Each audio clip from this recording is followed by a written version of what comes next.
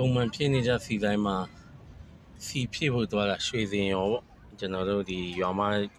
ကျောင်းလန်းတောင်တာပေါ့အဲ့မှာစီတော့ဖြစ်တာစီကလုံးဝမရှိပါဘူးတဲ့မရှိတော့အခုတော့ကျွန်းတော်လန်း max ကိုသွားပြီးတော့ကြည့်လိုက်ပါဦးမယ်ကြည့်နေလို့ရှိမှမသိဘူးစီကနှစ်တုံးမှကျန်တယ်ဆိုတော့တိတ်တော့စီမပြေတော့ဘူးပေါ့ max စီဆိုင်သားတော့ရောက်လာပါပြီထင်တာတော့ဒီစီတန်းကတာစီတန်းစီနေအတန်းလို့ပဲထင်တာပဲရမ်းပြီးတော့ဝင်စီနေတာပဲ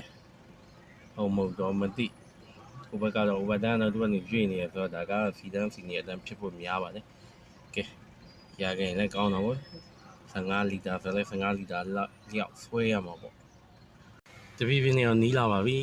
စီတန်းနေလို့ရသွားပါပြီကဲတော့ဆိုရေဘူးဝယ်ခြင်းနေအဲ့ဆိုရှယ်ဆိုင်လေးကိုကြည့်နေရေဘူးဘယ်လိုဝယ်လို့ရမလဲနောက်ကဆိုင်တော့ရေဘူးကမအေးရောကြတော့တိတ်ဆင်မပြေဘူး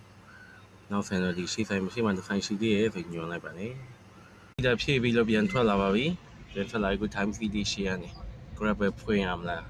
လက်တာပဲလိုက်ရမလားကဲမောင်းလိုက်ပါဦးမယ်